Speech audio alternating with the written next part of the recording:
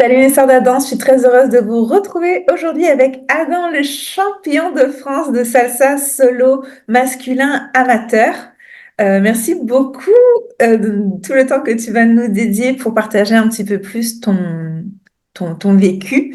Adam, tu sais pas, mais on s'est croisés en fait parce que les solistes amateurs, vous étiez le même jour que les solistes féminins pro. Ok. J'aimerais savoir comment est-ce que, on va commencer peut-être chronologiquement, t'es tombé dans la compétition, comment est-ce que tu t'es dit, vas-y, pourquoi pas? Et pourquoi cette catégorie d'ailleurs? Ok. Déjà, merci beaucoup pour cette interview. C'est vraiment cool d'organiser ça. Et bonjour à tous ceux qui regardent. Euh, donc, en fait, comment je suis tombé dans la compète? En fait, j'ai commencé la salsa moi il y a 6 ans, donc en 2017. Il y a pas, enfin ouais. Pour moi, ça fait un peu longtemps, mais je sais que sur l'échelle de salsa, c'est peut-être pas forcément grand-chose. Et donc après.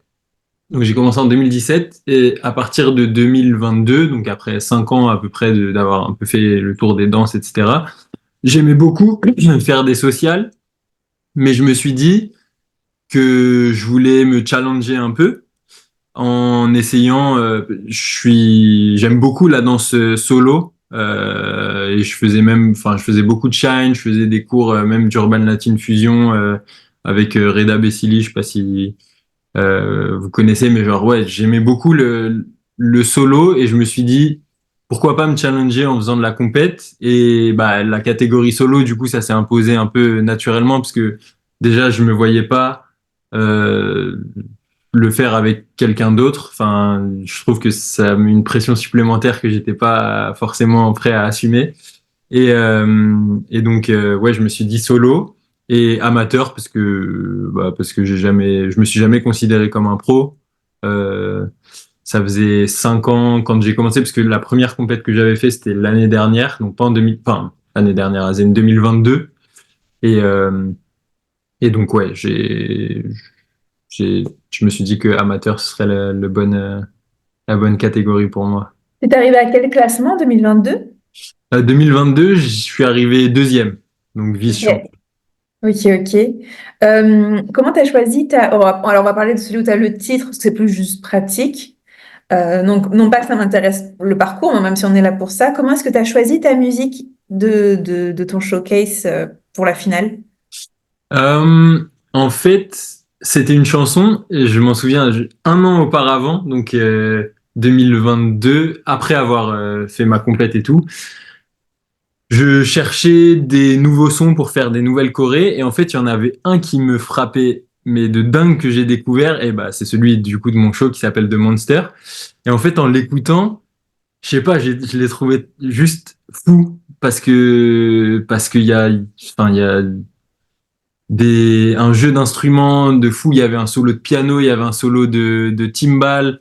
Il y a juste, elle entraînait énormément cette musique. Et je me rappelle que à l'époque, je l'avais même montré à certains amis sans même projeter ça comme choré de compète, mais juste écoutez ce son, il est trop fou. Imagine là, tac, tu fais comme Terry, parce que bon, Terry c'est quelqu'un que j'aime beaucoup, hein, un des danseurs que j'admire le plus. Je me disais, ouais, t'arrives, tac, il y a un truc de piano, nanana, et tu marques tout le son et tout, et je pétais les plombs sur ce son.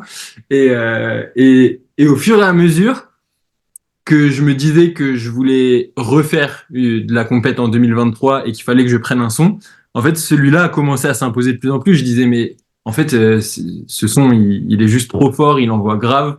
Et, et malgré toutes mes recherches annexes d'autres sons éventuels, en fait, celui-là revenait tout le temps et je me disais, putain, mais en vrai, il est tellement puissant que je peux pas ne pas faire sur ça. Et voilà. Donc ça s'est imposé un peu comme ça. Et au niveau chorégraphique, comment ça s'est passé? Euh, En fait, j'ai construit ça donc avec quelqu'un qui s'appelle Renato Palacios ou Renafro, son Insta, c'est un mec de Colombie euh, qui est à Bogota, plus exactement. Et en fait, il fait de la fusion entre afro, donc il a été c'est un Vénézuélien qui a été formé à Cuba, donc vraiment en danse afro, etc. mais aussi il fait beaucoup de mambo et donc il mixe les deux, afro mambo, un style que j'aime beaucoup. Et donc en fait, je suis allé en Colombie pendant un moment. J'avais fait un petit voyage dédié à la danse où j'étais allé à New York, j'étais allé aussi en Colombie. Et j'ai pris des cours avec lui et je me suis dit, bah, ce serait peut-être. À la base, c'était pas forcément mon intention première de construire ma chorégraphie avec lui, mais au fur et à mesure que je prenais des cours avec lui et que la vibe passait bien, je me suis dit, bah, en fait, il pourrait m'aider à la construire. Et en fait, on l'a fait un peu last minute, genre en 3 jours, en 3 sessions de 3 heures sur 3 jours, on a construit la choré, en tout cas les 90%. Et après, voilà, ça c'était en janvier 2023 du coup, pour la compète de mai 2023. Donc ouais, c'est arrivé un peu tard dans le processus, mais voilà comment je l'ai construite. T'es resté combien de temps en Colombie? Ça nous intéresse. Je l'ai fait 1 mois et demi à peu près. J'avais fait 2 mois à New York et 1 mois en Colombie. Ok. Euh, j'ai j'ai commencé par Bogota parce que bon, moi mon style c'est vraiment la salsa on two. J'avais commencé salsa on one, mais après j'ai goûté au on two et enfin j'ai vraiment kiffé cette vibe-là et le style un peu New York style, mambo. Donc j'avais fait 2 mois à New York et ensuite 1 mois en Colombie. J'ai commencé par Bogota. Bogota, j'y suis resté 2 semaines parce qu'il y avait bah, notamment Renato Palacios que j'aimais beaucoup. Il y a un mec qui s'appelle Dani Salsita qui est très fort aussi. J'ai pris 1 ou 2 cours avec. Et, et ouais, plus globalement, en fait, euh, à Bogota, enfin, les options de la danse Onto, etc., elles étaient plus présentes à Bogota que dans d'autres villes comme Cali, où là, enfin, c'est aussi une ville de la salsa de fou malade, mais c'est plus le style Caleña, caleña, du ouais, coup, ouais, la ouais, caleña. Caleña. Et donc, ouais, j'ai fait 2 semaines à Bogota, puis après, une semaine à Cali, où j'ai fait même la feria de Cali avec Cali Sabor et Franci, qui m'avait invité pour l'occasion. Vous avez fait Euh, la feria ou vous avez fait la compétition? non, la feria. Moi, j'ai pas fait Ok, la compétition. J'étais juste venu pour faire la feria. Et c'est ok. ouais, vraiment une expérience de fou malade. Je la recommande. Je la recommande. C'est vraiment dingue. Où on est au milieu de, je sais pas, de milliers, centaines de milliers de personnes qui sont là pour célébrer la salsa et qui s'enjaillent sur de la salsa. Et ouais, c'est juste fou. Et, Pour ceux qui connaissent pas, c'est un peu, si je me trompe pas, c'est un peu comme un carnaval, mais de salsa. C'est ouais, un passage, ouais. Ok. exactement. T'as une grande allée qui s'appelle le Salsodromo où toutes les écoles, je sais pas, il y en a peut-être, ouais, je vais pas dire de bêtises, mais j'avais l'impression qu'il y en avait près d'une centaine, même plus. Et ouais, en fait, on défile sur toute une avenue, tout un boulevard de la ville où genre il y a des gens qui constamment t'observent, Ouais, comme un carnaval. et tout. Ouais, c'est vraiment fou. Ok. Ton costume, par qui tu l'as fait faire? Est-ce que tu aurais une échelle, une fourchette de budget à prévoir pour un athlète qui veut faire son costume pour son solo?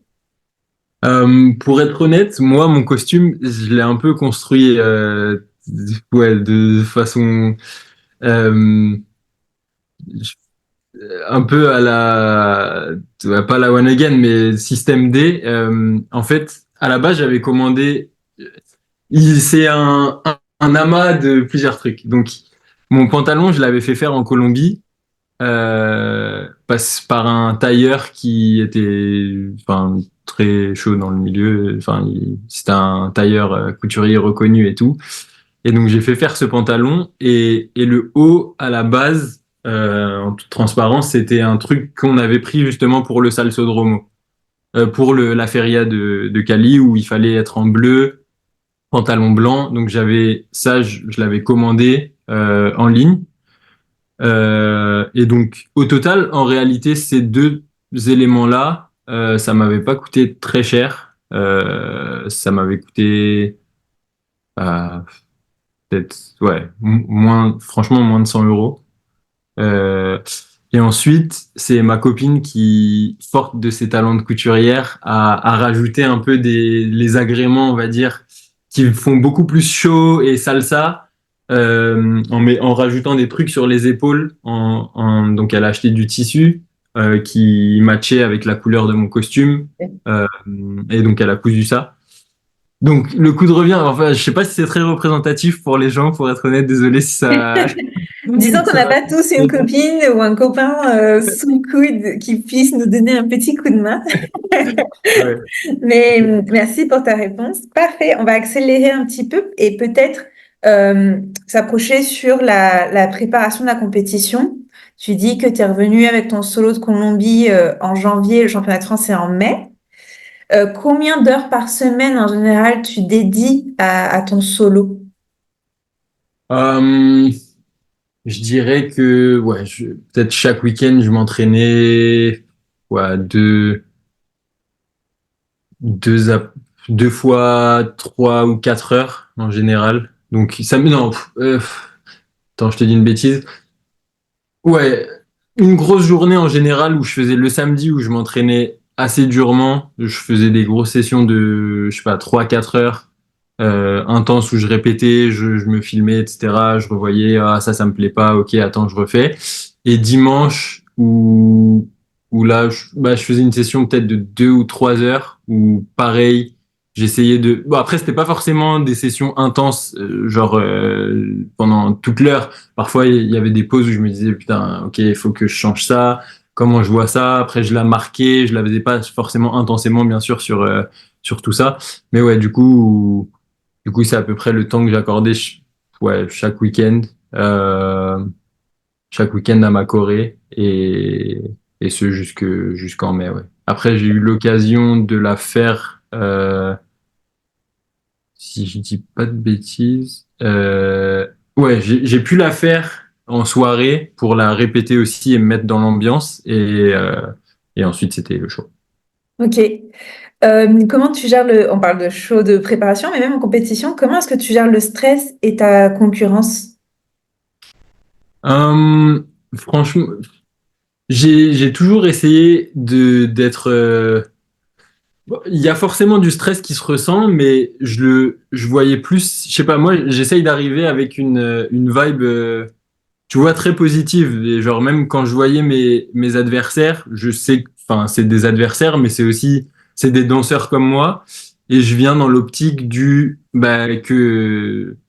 enfin, dans l'optique un peu que le meilleur gagne, mais comme si aussi je trouve que l'esprit de la compète organisée par FFD, en tout cas dans notre catégorie, parce qu'en amateur aussi, on est moins, je sais pas, il y a peut-être moins d'enjeux vu que aussi il n'y a pas forcément les mêmes prix à la clé, mais en tout cas il y avait un esprit de bienveillance et mes compétiteurs, quand je voyais leurs prestations, et d'ailleurs, je repense à un truc, c'est que, il y avait Arnaud Tangpo qui passait juste avant moi et son son, il était, je sais plus c'était quoi le son, mais je kiffais de ouf et carrément, je m'ambiançais sur son son avant même mon passage et, euh, et donc, ouais, j'étais un peu dans un esprit hyper positif où je me disais, bon, que le meilleur gagne, mais euh, ouais, on va essayer d'envoyer du mieux qu'on peut, mais toujours dans un esprit de bienveillance. Je sais pas si c'est très clair ce que Oui, je ouais, dis. bien sûr, bien sûr, bien sûr.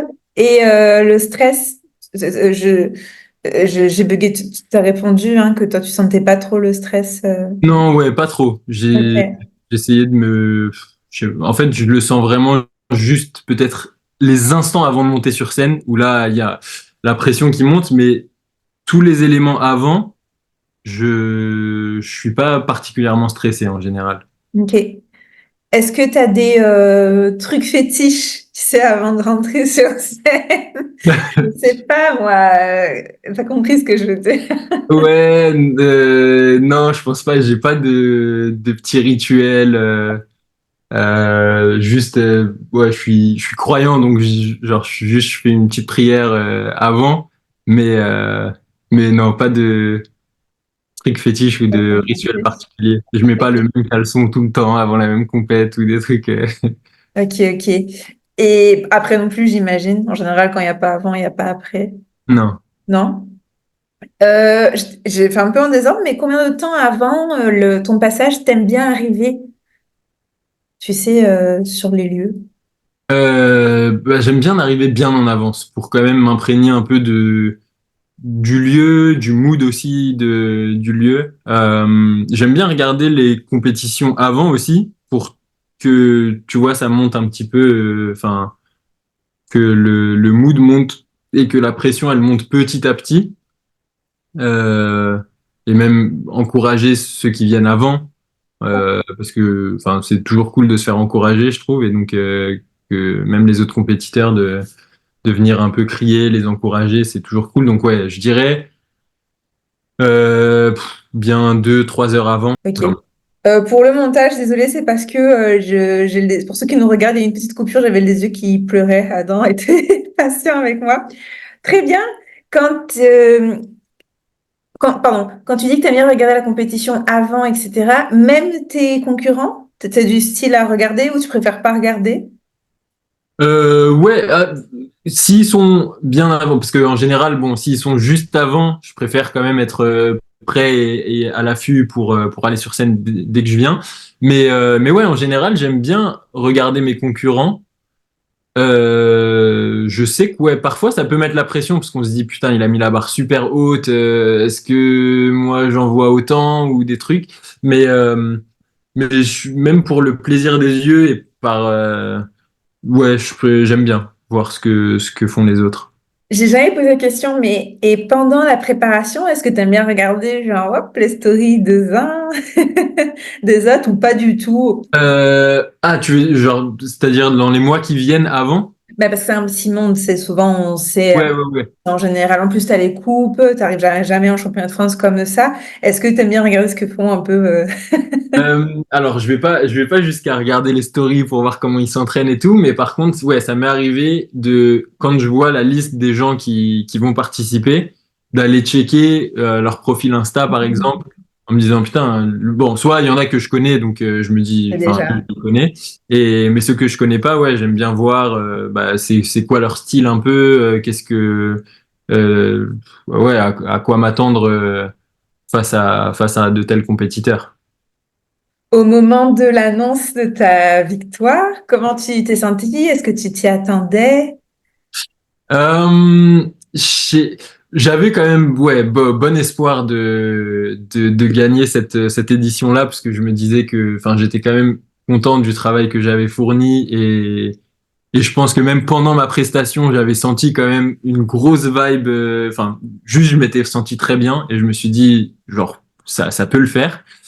Euh, et le sentiment que j'ai eu, en vrai, c'était un sentiment enfin, fort parce que en plus il y avait mon frère m'avait fait la surprise en fait, il avait invité plein de gens, enfin plein, ouais, genre une dizaine de personnes que j'attendais pas forcément, mais genre de la famille que j'avais pas vue depuis un petit moment, qui sont sur Paris, des amis à moi aussi que j'avais pas vus depuis un moment, et donc le ça couplé au bah, juste au fait de gagner et d'être champion, qui est déjà une forte émotion en soi, mais en plus d'avoir le public enfin, avec qui j'étais vraiment en fusion, quoi, genre ouais, j'étais vraiment hyper ému. Genre j'ai senti même tu sais la boule dans la gorge et tout, bon j'ai pas pleuré, mais genre, ouais, tu sais t'as ce petit moment d'émotion où ouais tu sens que c'est vraiment cool. En toute humilité, qu'est-ce que tu penses qui a fait la différence, ou peut-être de manière neutre, qu'est-ce qui peut faire la différence entre un Adam ou, tu vois, ou les deux, trois, quatre, ou même à l'inverse, l'année d'avant, qu'est-ce qui a fait la différence que t'es pas arrivé premier, et puis là, oui. Qu'est-ce que tu pourrais dire par rapport à ça? Pense que bah, pour ma prestation, après il y a objectivement le niveau de tout un chacun. Je pense l'année dernière, euh, d'abord pour parler juste de moi et de ma sensation, l'année dernière, c'était ma toute première, enfin l'année dernière, je veux dire la première compète que j'avais fait. C'était ma première compète. Euh, C'était à Nîmes. Il n'y avait pas grand monde. Enfin, j'étais un peu. Il y avait ma copine avec moi. J'avais quelques amis aussi qui étaient là, pas forcément pour moi, juste que je connaissais de la danse d'avant, donc qui me supportaient un petit peu. Mais bon, déjà, j'étais pas dans un mood où genre j'avais le public avec moi et où ça donne vraiment un deuxième souffle, limite une deuxième.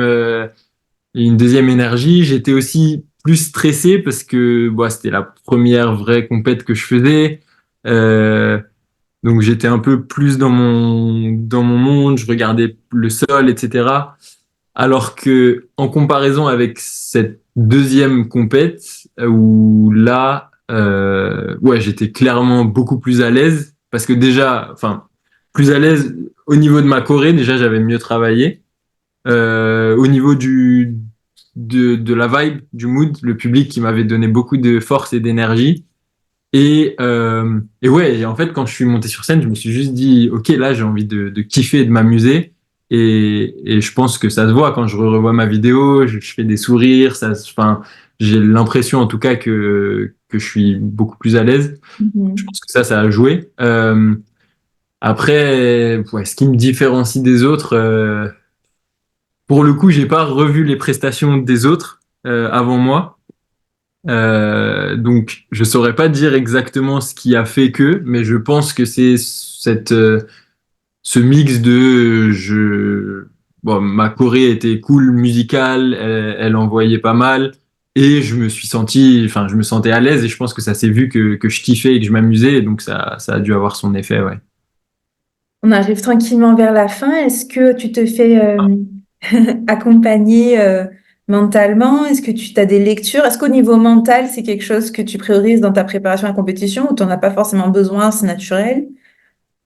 Non, j'avoue que ouais, j'ai pas trop lu de livres ou de trucs pour me préparer mentalement.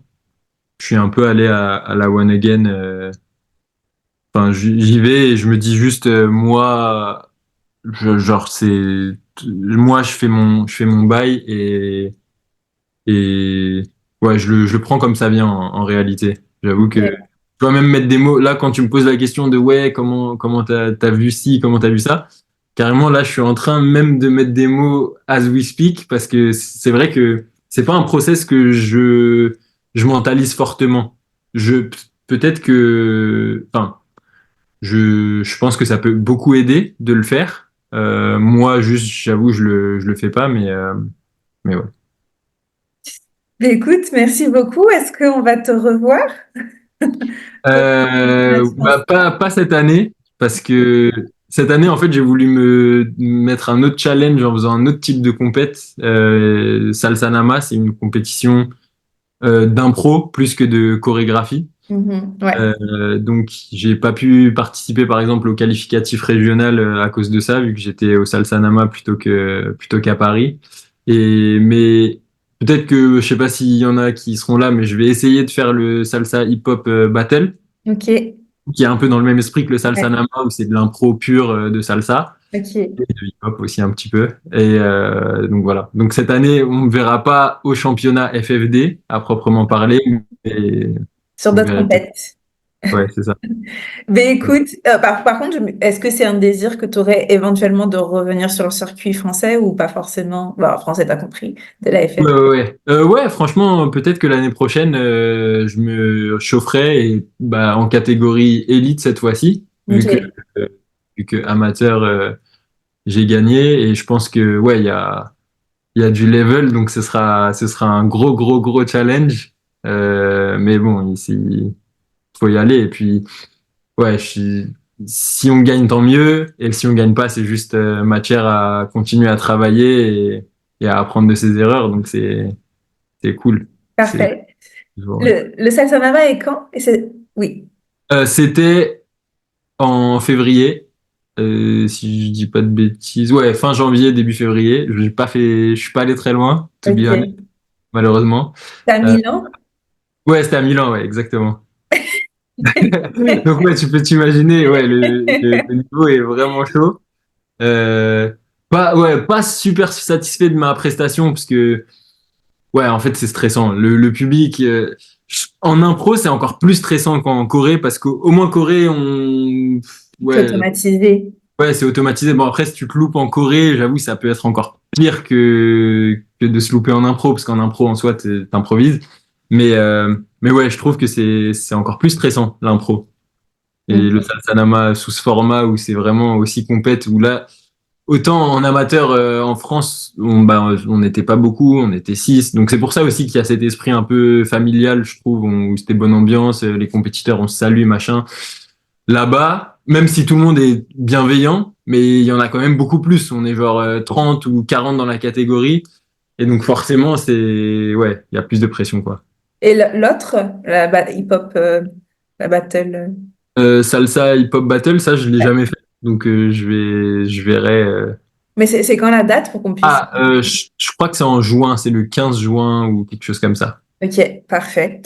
Mais écoutez, si ça vous a plu, puis si vous souhaitez voir la suite des compétitions de Adam, comme d'habitude, ces contacts seront dans la barre d'infos. Si vous voulez voir son passage ou un de ses shows, ça sera aussi sur la chaîne YouTube. En attendant, je vous dis hasta pronto. Ciao, ciao. Merci beaucoup. Et